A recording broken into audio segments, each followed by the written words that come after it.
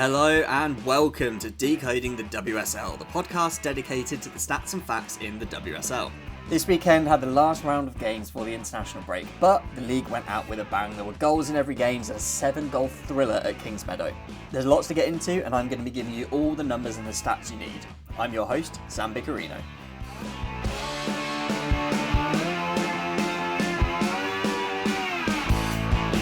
Yes, hello listener, and welcome to the Game Week 5 review on Decoding the WSL. As I mentioned in the intro there was a lot of goals this week, so a lot to get into. As per the norm, we're going to go through each match one by one, but let's just have a little roundup of what happened this weekend. Man United lost their goalkeeper to Paris in the summer, and now her replacement has lost her clean sheet record to Paris as well, as Man United and Brighton shared the points on Saturday. Man City once again decided to give the opposition a head start before coming back to win as they beat Villa 2-1. Liverpool continue in their aim to get more draws than the filing cabinet as their game finished 1-1 against Palace. Yuka and Mickey scored the winner for Leicester at the King Power, with the Toffees still having a sticky time in front of goal. Arsenal saw off West Ham in their first league game post-Jonas, with Rosa Kafaji getting on the score sheet. And the final game before the international break saw Chelsea run away with a win at home, despite Spurs scoring 2 goals from distance. But we'll get started with the Saturday game where Brighton hosted Man United. Yes, the weekend started on Saturday afternoon, 12:30, live on YouTube, with Brighton hosting Man United. With both teams having quite a good start to the season, I think this was a game that a lot of people were finding it hard to call. Miyazawa almost scored very early on after Brighton failed to play it out. Then a Bizet cross into the area in between Bagley and 2 Brighton defenders was just perfect for Grace Clinton to run into with a one-touch deflection finish to put United 1-0 up. United almost had a second one when Grace Clinton hit the bar. Carabali dived in, I think pretty unnecessarily to give her room, but with the shot, Grace Clinton could only hit the bar, and then from the rebound from Miyazawa, Sophie Bagley made a good save. I didn't actually watch this game, so I had to watch the highlights, but the first one of Brighton doing any attacking was the last highlight in the first half, which, to be fair, did end up with a good save from Fallon Tullis-Joyce. The second half seemed a lot more even. Nikita Parris equalised with a brilliant goal against her former side. Maisie Simons had a shot from distance. It was, I think, quite comfortably going wide, and most players just sort of let it go, but Nikita Parris was the one that didn't. She flew herself at it with a diving header to put it past Fallon Tullis-Joyce for the first goal that Manchester United have conceded this year. And obviously it had to be to former player and, well, historic goal machine, let's be honest, Nikita Parris. Not only is that the first goal they've conceded, but it's also the first points Man United have dropped with that draw. They'd won their games previous. They are still obviously unbeaten in the league though. Man United are now 8 WSL away games without scoring more than 1 goal, which would be something that both the fans and staff will be a bit worried about, that they don't seem to be able to score multiple times away from home. But something a bit more positive for Man United is that they are now 9 matches unbeaten against Brighton in all competitions. As for the stats in this game, it was quite close overall, which you'd probably expect given it was 1-1 in the end. It was 53-47 on possession. And although the possession wasn't too different, 4 of the 5 players that had the most touches were actually all Brighton players, with Guro Bergsvan being the player with the most at 90. Maya Le Tissier was the only Manchester United player with 50 or more passes. 3 Brighton players managed to do that as well. They were the 3 centre-backs.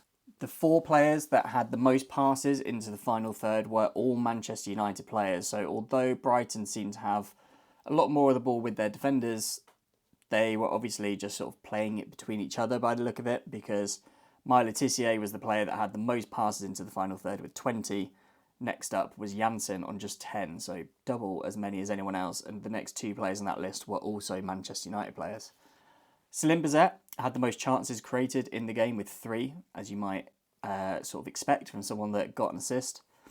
In terms of the shots, we've obviously spoken about the game was quite close. If anything, Brighton maybe edged it in possession, but Manchester United definitely edged it in shots, with 13 shots to Brighton's 7. Turland actually had as many shots as passes completed with 4, which, although isn't a huge number of shots, is a tiny number of passes completed, but I guess she's in the team for a specific reason. I mentioned earlier on that the first half was all Man United, whereas the second half was much more even. You could see that in some of the second half stats. So although Manchester United had almost double the number of shots in the match, in the second half they both had 6, both Brighton and Man United. So it was obviously a lot more even. Throughout the match, there were 10 shots on target, 7 of them being for Man United. Miyazawa, on her own, actually had the same amount of shots on target as the whole Brighton team, with 3. Miyazawa also had the most touches in the opposition's box. There were 4 players that had more than 5, and they were all Manchester United players. Ella on 6, Clinton and Telland on 7, and then Miyazawa on 8. In terms of aerial duels, this is obviously another area that I like to highlight, and Brighton definitely got the best of this. They won 65% of the 17 aerial duels, so that's 11 that they won. Michelle Aubameyang, on loan from Arsenal to Brighton, actually won the most in the match. She won 3, despite the fact she was only subbed on at half-time. In terms of duels won in total, Nikita Paris was the player that won the most. She actually won 10 of the 14 duels that she had in the game. That's a mix of aerial duels and ground duels. Ella Toone had the most successful dribbles in the game, with 4 successful dribbles out of the 4 she attempted, which was double the amount of any other player on the pitch. And my final thing that I wanted to point out was the number of defensive actions that each player made, because the top 5 players that made the most defensive actions were 4 Brighton players and Celine Bizet, the winger that has been filling in at right back. Bizet also had the second most tackles in the game, 4 out of the 4 she attempted, so she's putting in some really high quality defensive performances, even though realistically that's probably not the reason she was brought in at Man United. Vicky Losada, by the way, was the player that made the most tackles, with 5 out of the 5 she attempted, so also a 100% success rate. This result means Brighton extend their lead for most home goals in the WSL this season, now on 9, 3 more than any other team, Chelsea, Man United and Spurs all on 6. Man United have fielded the youngest team in the league now, sort of weighted per for minutes played at 26.1. It is worth noting that most teams are within 26 to 28 sort of range, so although they're the youngest team, they're not the youngest by much. Man United, however, are the best team for reacting to their post-shot XG, so this is largely a stat that demonstrates how well a keeper does based on the quality of the shots on target faced.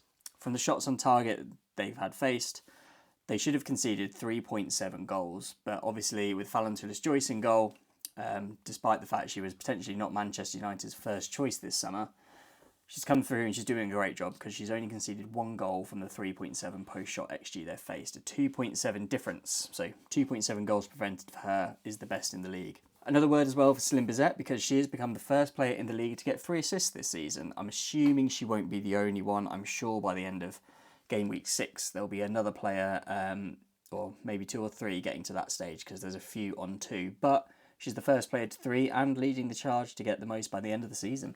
Overall, this is a game that I think went not necessarily how people expected it to go, because I think myself and a lot of other people didn't really know how this game was going to go, but it went in a way that was unsurprising, because Manchester United have been, well, pretty faultless so far this season. They've not conceded and they've won every game, whereas Brighton have been much brighter than people expected. They've definitely been scoring more goals than people thought they would. They've got 10 already, which is the second most in the league, but they're actually conceding a lot less than their XG would suggest, so that also demonstrates that defensively they're doing something right. They're either making teams shoot from sort of places that aren't very good to shoot from, you know, that are going to get low XG values, or Sophie Bagley's just pulling off some worldy saves. And to be honest, I think it's a bit of both. So Brighton in really good form, Manchester United keeping with their surge for the top 3 this season, potentially even higher, to be honest. They're not far off matching Man City's rate, although their draw obviously was against Brighton, whereas Manchester City's was away at Arsenal. But I think Manchester United at the moment would be my favourites for that 3rd place spot, and Brighton are looking like they're going to finish in the top half.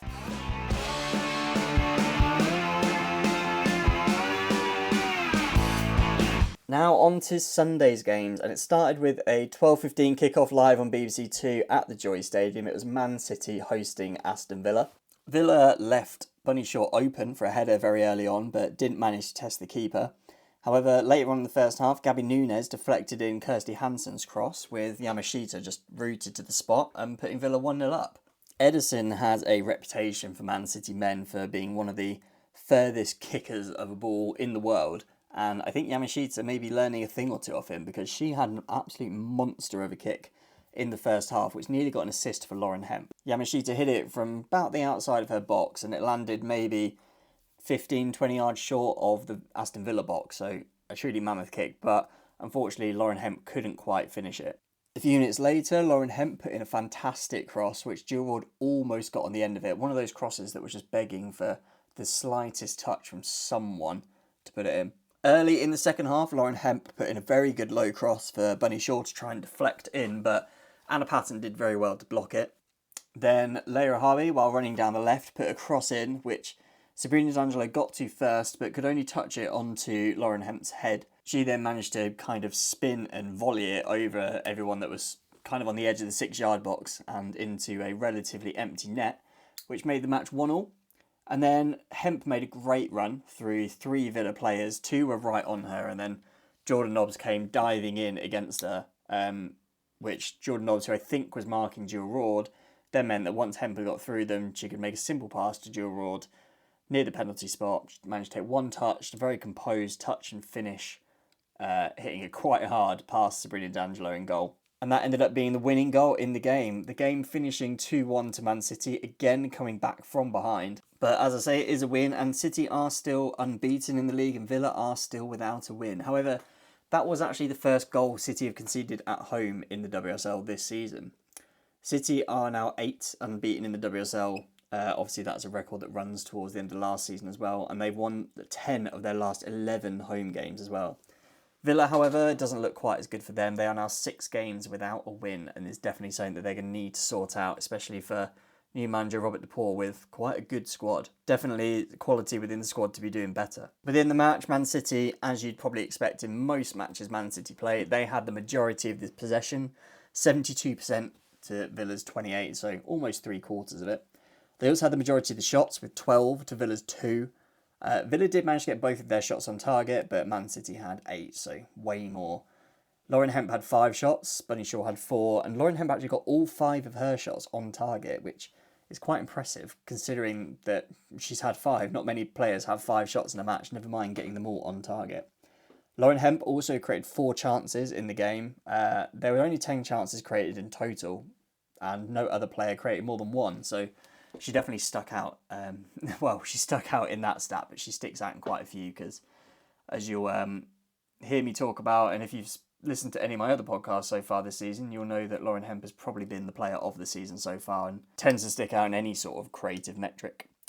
Man City also, as well as having loads more possession, made loads more passes. In fact, they completed more than 3 times as many passes as Villa in this game, 644 to Villa's 204. In fact, Alex Greenwood and Leia Alexandri between them completed 239 passes, so 35 more than the entire Aston Villa team.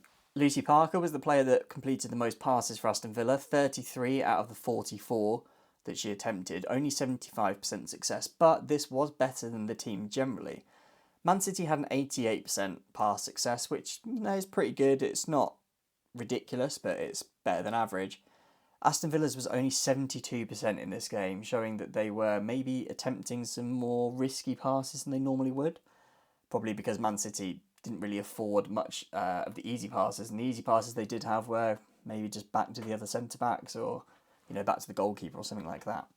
As well as having way more possession and making way more passes, you'll probably be unsurprised to hear that 9 players in the game that had the most touches were all Man City players. That included 153 touches for Alex Greenwood, which I haven't checked the stats on it because it's not easy to find, but I think that might be the most touches in a game so far this season and may actually not be beating, because 153 in one game is massive. Villa only had 2 touches in Man City's box, which is barely anything, and obviously one of those was actually the goal. As well as having the most passes completed in the game overall with 128, Alex Greenwood had the most passes into the final third with 22. Leia Alexandri with 14 and Uhabi with 11 were second and third. Obviously, domination from Man City in that metric. Uhabi also made the most tackles in the game. She won 4 of the 4 tackles that she attempted, so 100%. Lauren Hemp won the most duels in the game, which, although you wouldn't necessarily expect it from a player of Lauren Hemp's stature, if you've seen her play and seen her sort of tenacity, you wouldn't be surprised to see that. She won 12 of the 14 duels that she contested. No player in the game actually contested more than 12 duels, so she won as many as any other player contested within the game. Kirsty Hansen had the best percentage win in her duels. She won 7 of the 8 that she contested. The only decent stat, for lack of a better word, that Aston Villa player dominated was the defensive actions, where Lucy Parker was the player with the most in this match with 12. Lucy Parker obviously now called up to the England setup, and I think that's very well deserved. This season, Man City now have the highest XG and the best expected goal difference in the league, so 9.9 XG created. They've almost got to 10 in the first 5 games, and they have an XG difference of plus 5.8, so they've created 5.8 more XG than the opponents that they've faced. They have, however, used the fewest players in the league with just 17. There is a little bit of rotation between the league and the Champions League with Man City, but I think because they aren't really winning their games by a lot of goals, they've only actually won one game by more than one goal so far. I think Gareth Taylor is prioritising sort of the short-term gain of keeping the best players on the pitch over the long-term risk of playing your best players too much. It'll be interesting to see how that goes throughout the season, because I wouldn't be surprised to see some of the more important Man City players picking up injuries if they're not getting subbed off. There are only 2 players in the league that have had more than 450 touches so far this season. Leia Alexandria is one of those with 530, and the other is Alex Greenwood with a massive 595 touches in just 5 matches. She's averaging 119 per match, which is a lot of control for, to be fair, a very good player, and one that I think anyway should probably be starting for England. I think she is England's best centre-back, especially for those games that we're looking to control the ball. I'd be interested to hear what people's opinions are on that. So if you've got an opinion on who you think England's best centre-back partnership is, please put it in the comments underneath the show notes, or tag me on sort of an Instagram or Twitter or something like that, or Threads, because I'm really keen to hear about that. Overall, I think this game was probably about a fair result. It was, once again, a bit similar to last week with the Liverpool game for Man City, but it was great for someone that doesn't support City to see them going a goal down and to get a bit of sort of jeopardy within the game. But Man City did deserve this win. They created 1.5 XG more than Aston Villa within the game, so to win the match is definitely deserved. And they'll be wanting to continue that form after the international break, because they've got Crystal Palace, Spurs, and then a big game against Chelsea.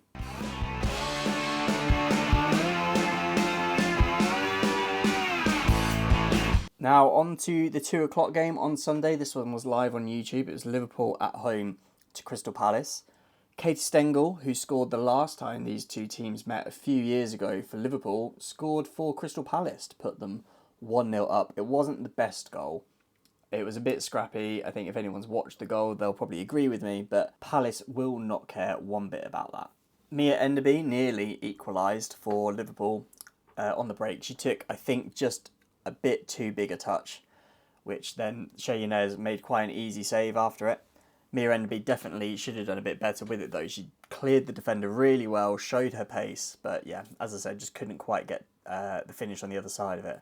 However, within seconds, Kapox blocked a clearance as Palace were trying to play out, comfortably slotted in a goal for her second goal in 3 games.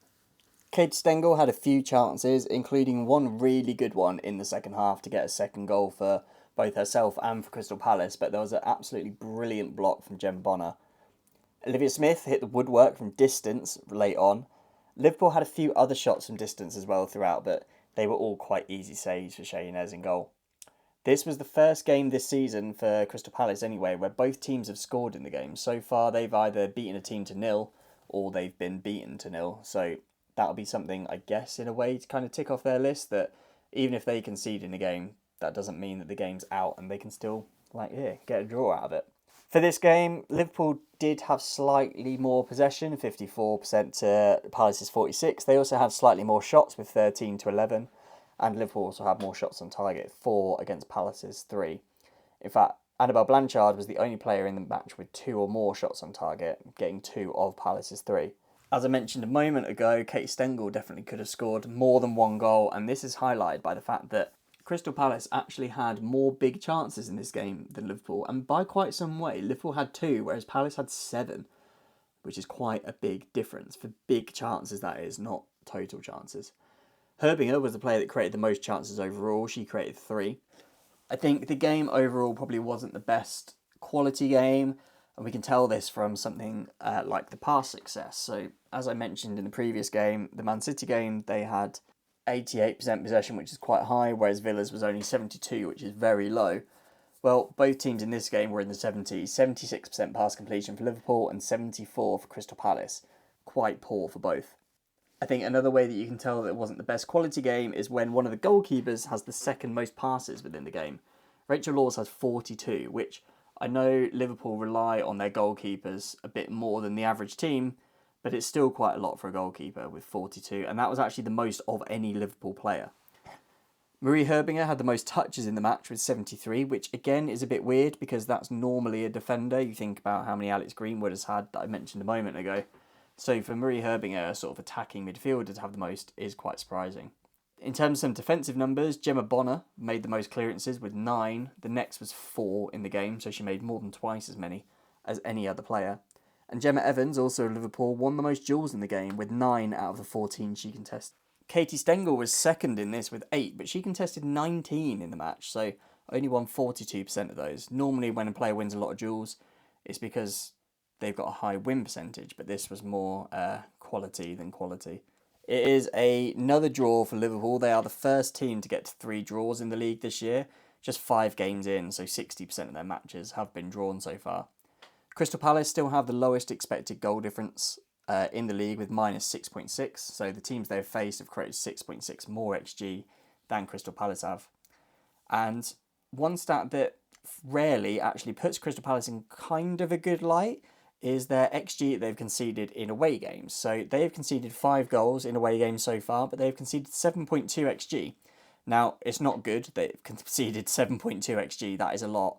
But they've conceded only 5. So they're actually conceding less goals than their XG suggests, which does suggest relatively good defensive work and from the goalkeeper as well. Overall, this is definitely going to be a disappointing result for Liverpool, not just because it's a draw against the team that has come up from the league below, but also because they've not really had the start to the season they'd have wanted. They're nowhere near as high up as they'd want, and like I said, they've already got 3 draws. For Palace, it's pretty good. They actually accumulated more XG than Liverpool in this game, only by 0.5, so not by loads, but it still shows that they're doing the right things and they can fight in this league. They're not going to go down quite as easily as Bristol did last year, and there's a real threat that one of the other teams that is sort of hanging around the bottom, your Evertons, your West Hams, etc., could go down instead of them, and Palace could be here to stay.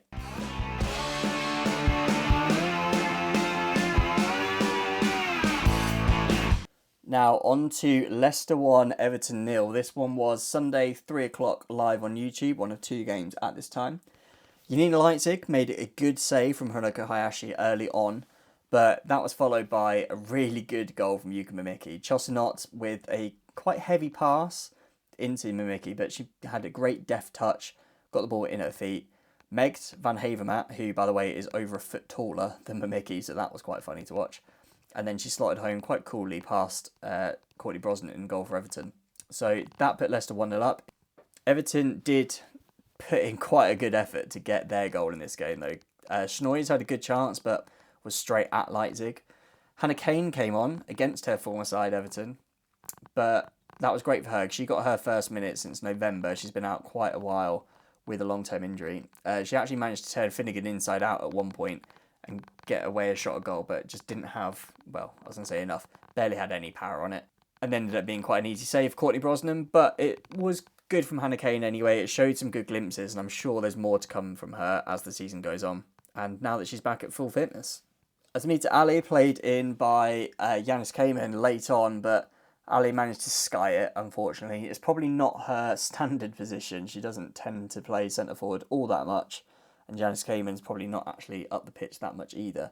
It was a bit of a rogue pairing to be up front at that point in the game, but it worked out for Leicester well because they managed to claw on towards the end of it. Everton did have a couple of really good chances in the final minutes, but couldn't get anything on target. And Leicester finished winners in this game, getting their first win of the season.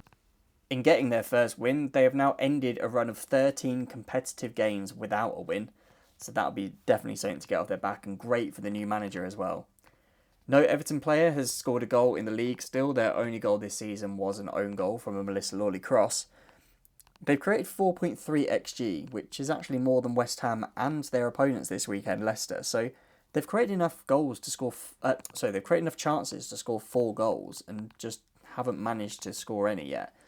They're doing the right things. It's going to be coming, and you would expect that it might even out. And I think as the season goes on, we're either going to see it's going to even out, or Everton's forwards are just not up to the standard. I think it's more likely to be the former, but like I say, we have to wait and see.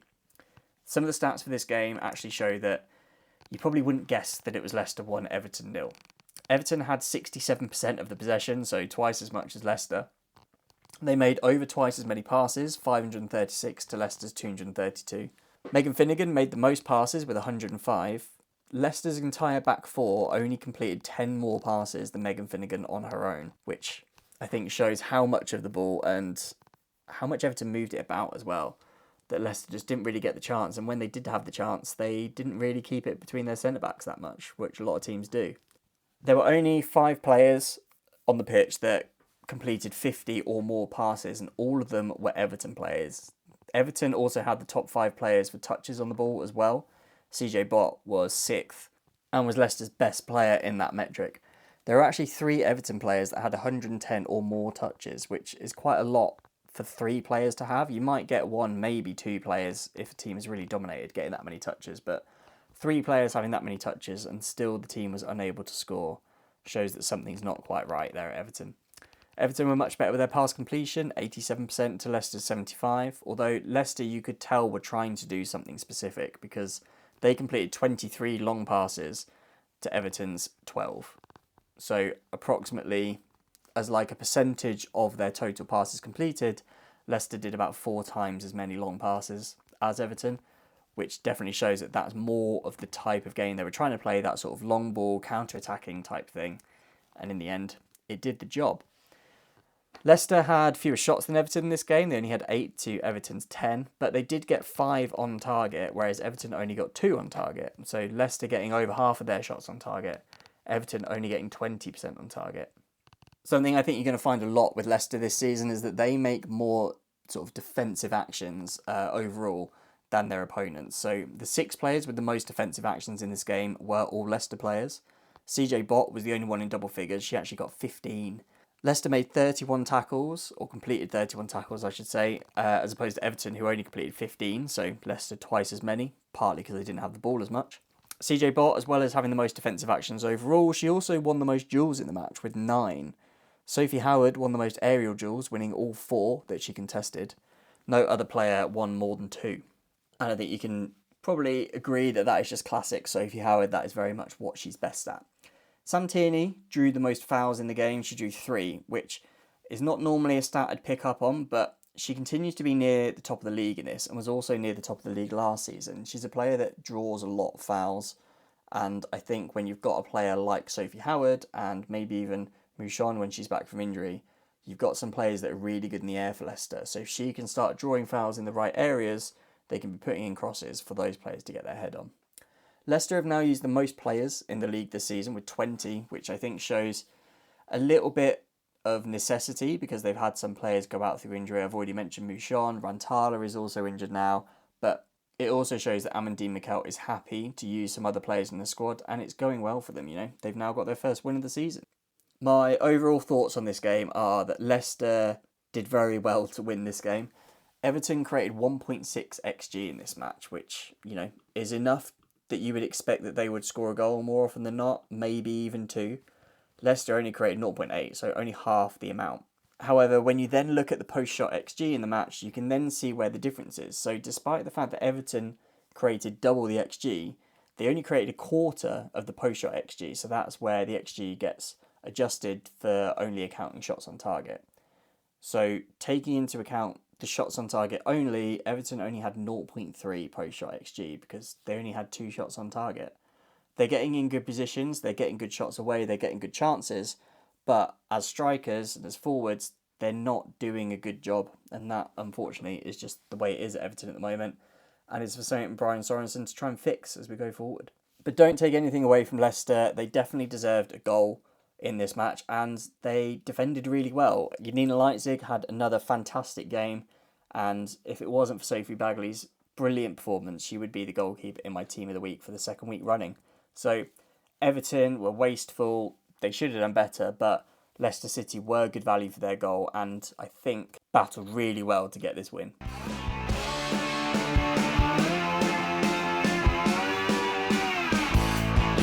The penultimate game of the weekend saw West Ham hosting Arsenal, also at 3 o'clock and live on YouTube. Arsenal played Steph Catley at centre-back, which I initially thought was a bit strange when I first saw it, but I guess it kind of made sense. Arsenal didn't have that many centre-backs available. I don't think Renee necessarily wanted to throw in Katie Reid to her first start already. Catley has played in that kind of position before, even if it's not her best position. Leah Williamson was on the bench, but I know from listening to Tim Stillman and Jamie Spanger talking on Arsblog, it sounded like Leah Williamson didn't actually warm up with the rest of the team. I don't know if she was in training or not this week, so I think she was there out of absolute last resort rather than anything else, and Catley at centre-back ended up being quite a good choice because she actually completed the most passes in the game. Arsenal were definitely happy to go through her and to use her a lot. She completed 95 out of the 100 passes she attempted, so not just completing a lot of passes, but doing it with a really high completion percentage as well. The next was Leia Cadena with 64 passes completed. In the first half, it seemed basically all Arsenal. There was nothing too difficult for Kinga Shemick to save, but Arsenal were definitely the ones creating everything. In the second half, just before the hour, Arsenal made a triple sub. They brought on Kyra Cooney-Cross and, more importantly, I think, Stina Blackstenius and Rosa Kafaji, who really made a difference in this game. Stina Blackstenius made a really good impact where she put herself in the perfect position and won a foul for her team in the box, which meant obviously it was a penalty. Mariona stepped up very coolly, definitely someone that's taken a few penalties before. She kind of waited for Shemick to make the first move and just placed it on the other side of the goal, putting Arsenal 1-0 up. Rosa Kafaji then saw it as her turn to show the world what she could do. She showed a bit of a glimpse. She beat Katrina Gorry 1v1 and then forced a save, albeit from quite a tight angle, not one that they'll necessarily be encouraged to shoot from again. But she then scored. There was a lovely first-time finish from Blackstenius' low cross to put Arsenal 2-0 up and to get her name on the score sheet in the WSL. It was Arsenal's first WSL game post-Jonas, and they'll be, very happy about how that's gone. Call it a new manager bounce, if you like. Although I guess this probably wasn't a unsurprising result. I think even if Jonas had been in charge. But still good nonetheless for Renee, the new sort of Arsenal interim manager until they find someone else. Arsenal are now 5 matches unbeaten away in the WSL, which is a great record to have. I don't think many teams will go 5 matches away from home without losing, so that'll definitely be something they want to keep up. Arsenal had more than double the amount of possession that West Ham had, 33% to Arsenal's 67%. Arsenal also had a lot more touches in this game, 809 to just 479 for West Ham. Catley having the most of those, obviously you might expect that from someone that had the most passes. She had 107 touches, Katie McCabe and Emily Fox being next on 88. Arsenal also completed over twice as many passes as West Ham, 555 to West Ham's 233, including 10 of the 17 key passes in this match. However, when we get to shots, that starts to tell a bit more of the story about why this ended up 2-0, because both teams had a similar amount of shots. It was 10 shots for West Ham and 11 for Arsenal, Vivasei having the most with 3, but she had no shots on target. And to be honest, West Ham struggled to get any shots on target. They only had 2 in the match, whereas Arsenal had 7. Rosa Kafaji having the most in the match with 2, despite the fact she only came on with just over half an hour to go. Mariona made the most chances in the game. She created 5. No other player created more than 2, which was Katrina Gorry and Katie McCabe, both with 2. Rosa Kafaji also had the most successful dribbles in the game, completing 4 of the 5 that she attempted. Mariona Caldente was second on that as well, with 3 out of 4. 5 Arsenal players had 4 or more touches in the West Ham box, which was more than any West Ham player had in the Arsenal box. Perhaps unsurprising is that West Ham players dominated defensive actions in this game. In fact, the 5 players with the most defensive actions were all West Ham players. Shannon Cook having the most with 11, sort of becoming a bit of a stalwart in this side and playing quite a lot, despite the fact she didn't really last season. Anouk Denton won the most tackles in the game with 4 out of the 5 that she attempted, and the most clearances. The top 3 were all West Ham players, all on 5. Shannon Cook, Shalina Zadorsky and Amber Tiziak, who, if you've listened to the pods already this season, you'll know is way clear with the most clearances in the league. West Ham have created the lowest amount of XG in the league this season. That is despite Everton, like I mentioned earlier, not having scored yet. West Ham obviously have, but they've only accumulated 3.5 XG. Arsenal, on the other hand, have conceded the lowest XG in the league, also 3.5. Arsenal, interestingly, also have the best expected goal difference in away games, plus 2.1. So they've created 2.1 more XG than their opponents when playing away from home. Arsenal are the first team in the league this season to get to 300 progressive passes. Man City aren't far behind on 293, but then the gap to third place is over 100. Spurs are next on 189. So Arsenal and City are the only Arsenal and City are the only teams, I should say, on 200 or more, and Arsenal are the first one to 300. West Ham, on the other end of the spectrum, have the lowest number of progressive passes in the league with just 99. They're the only team with under 100. Progressive passes is definitely one of those metrics that, although it's not a necessity to win games, there's definitely a correlation. The more progressive passes you have, the more goals you score and the more chances you create. And that is definitely somewhere where West Ham are lacking. You know, they've only had 99 progressive passes and they've only accumulated 3.5 XG. Arsenal have also had the most key passes in the league now this season, so it's not just the progressive passes, but they're also creating sort of key actions from them. Overall, I think this is a game that doesn't have to be spoken about too much. I think it kind of went exactly how you would expect it to go. Arsenal created more XG than West Ham, probably enough to at least score one more, if not two, and here we are. So, pretty run-of-the-mill result, I think.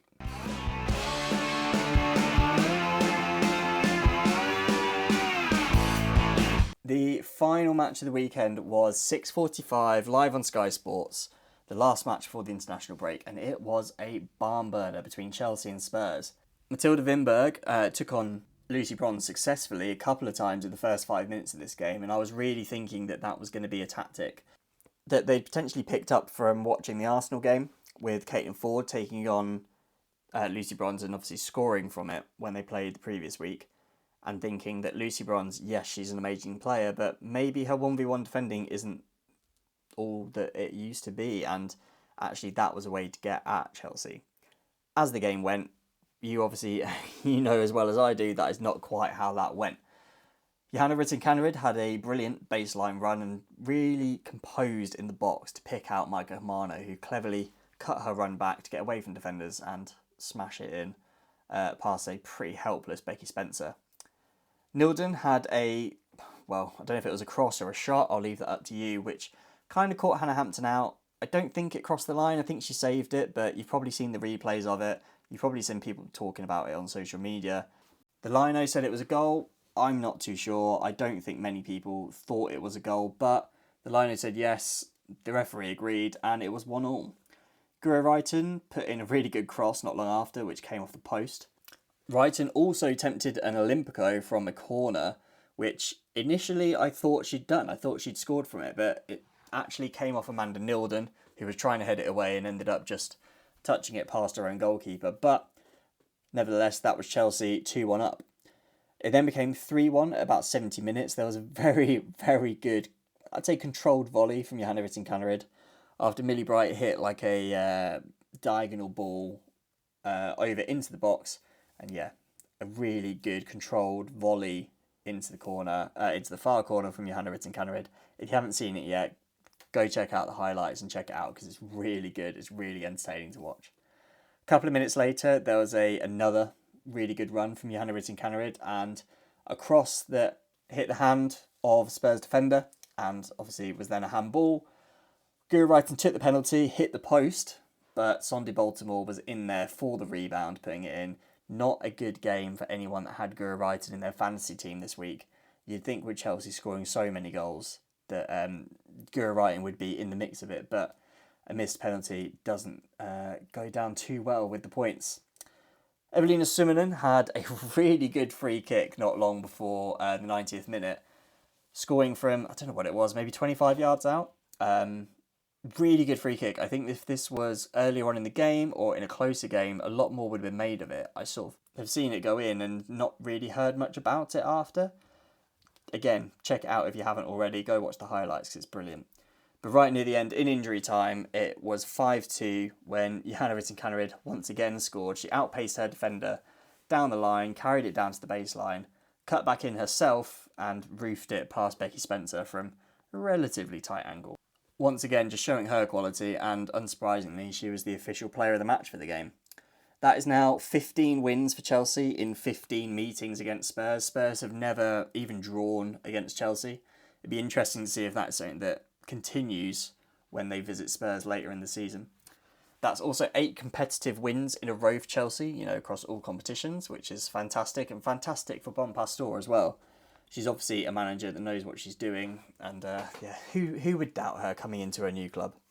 Chelsea have now won 27 of their last 28 games at home in the WSL, which is a phenomenal record. Not a record that many teams will ever have in any league. Spurs, however, it's not looking quite so good for them. They've only taken 1 point from the last 4 games, and that was 4 games ago. So they've had 3 losses on the bounce now and will need to bounce back after the international break, because otherwise it's going to be a bit of a nightmare season for a very good coach in Robert Villahamn. Chelsea only had slightly more possession in this game, but they managed to make the most of it. They had a lot more passes completed, 387 to Spurs' 240, more than double the amount of key passes.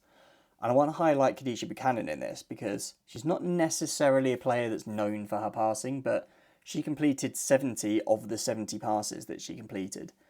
You very rarely, if ever, see a player attempt 70 passes in a match and get every single one of them accurate. So I definitely thought that was something that needs to be highlighted.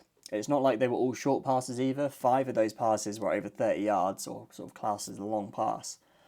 So, yeah, fantastic job from Khadija Buchanan.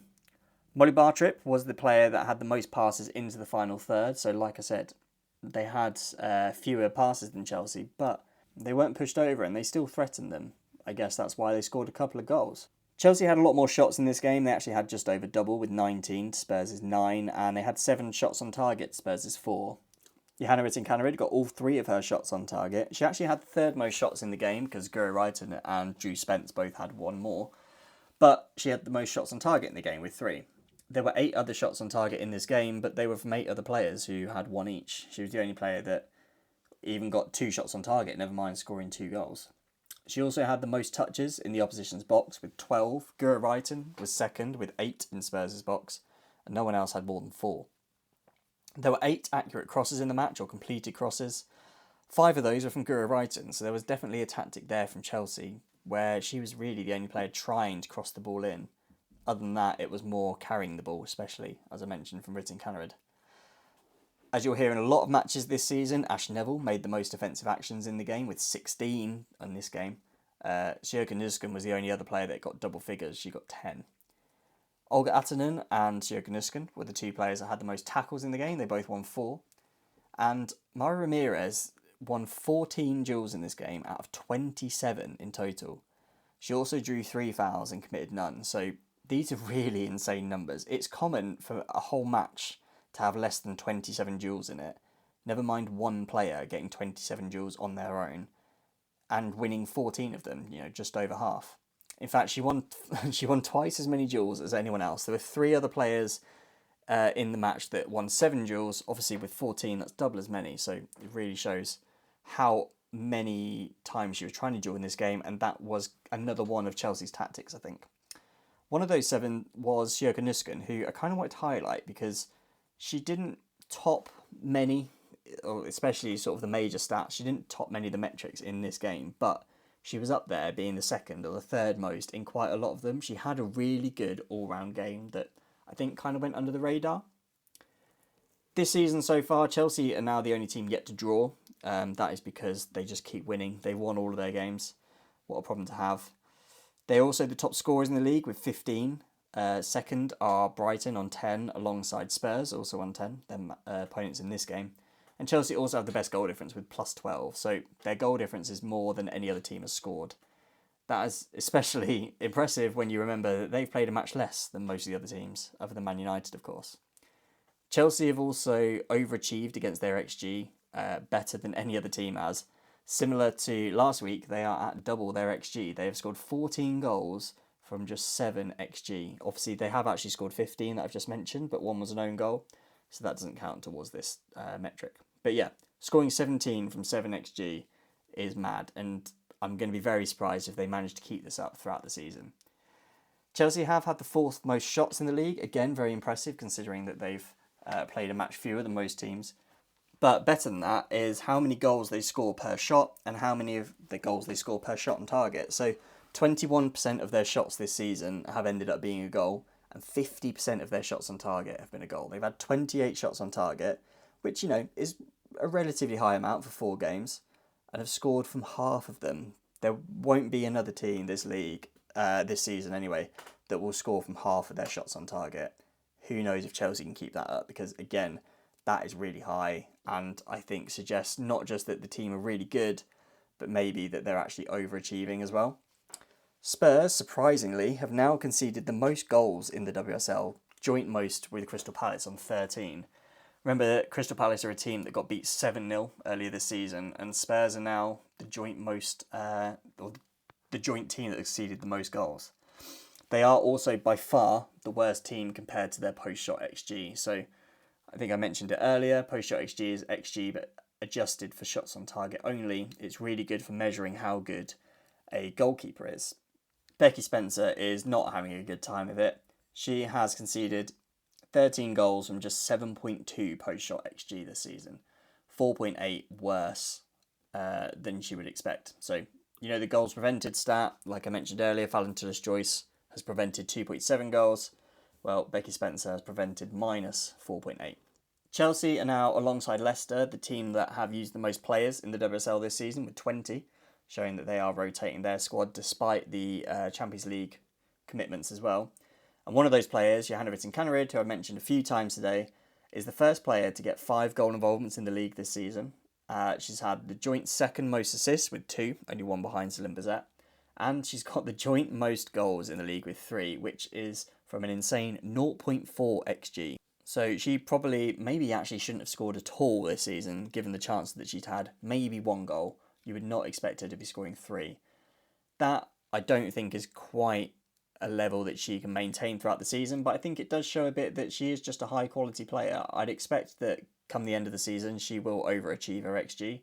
I don't think she'll overachieve it by getting 7.5 times as much of it, but she's a great player, and let's see how the season goes for her. Overall, I think Chelsea were definitely good value for this game. I don't know if they necessarily deserve to win by 3 goals, especially scoring 5, because they only conceded 0.4 XG from Spurs, and they only accumulated 2.1, so you'd expect that to be 2-0 or 2-1, something like that, but a Chelsea win. So to win 5-2 is massive, and I think shows that neither keeper had that great a game, although you would probably say that Hannah Hampton's 2 goals she conceded, one of them I don't think was actually a goal, and the other one was an absolutely brilliant free kick that she couldn't really do much about. But for the neutral like me, potentially like you listener, I thoroughly enjoyed having 7 goals in the game. I'd probably have preferred it if it was a draw, but when you've got 7 you can't quite have that, can you? But it was a great game, very entertaining, and a really good one to end the first sort of portion of the WSL before the first international break.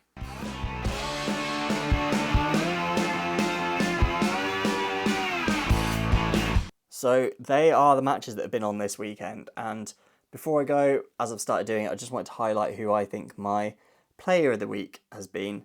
There were a few good performances this week. Lauren Hemp was, as she always is, fantastic for Man City. I thought Sophie Bagley had a great game for Brighton as well, as did Yena Leitzig in goal for Leicester. But the 2 best players I think this weekend were Mariona. She obviously scored a penalty, but also had a really good all-round game.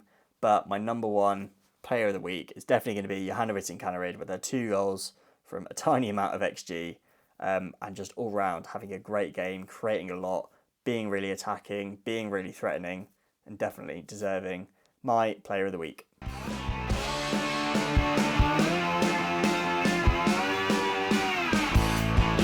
So there we have it, listener. That is the first few matches of the season done, first 5 games before the international break. And that then means there's a weekend off for the WSL and potentially a week off for me as well. If I get some time, I do have a bit of an idea for an episode. So if I get time, I will record another one. But If not, I'll probably see you next week. Don't forget to follow me on social media. So I'm at Stattorino on Instagram and Threads now, as well as X. They are the main places. You can find me on TikTok as well, which I very sporadically post on. But yeah, X and Instagram are definitely the main two. If you've enjoyed the show, definitely give it a 5-star review and hit follow or subscribe or whatever it is, wherever you get your podcasts. The reviews really help with sort of spreading the show and helping other people find it. If you also want to, tell your friends and things like that, that would obviously be fantastic and very appreciated from me.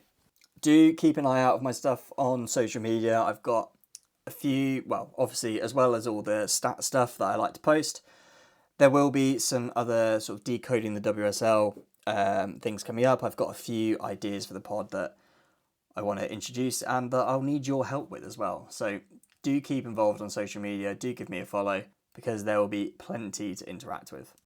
Other than that, that is all from me this week. I hope you enjoy your week off, listener, from the WSL. Enjoy the international break, and I will speak to you at the next one.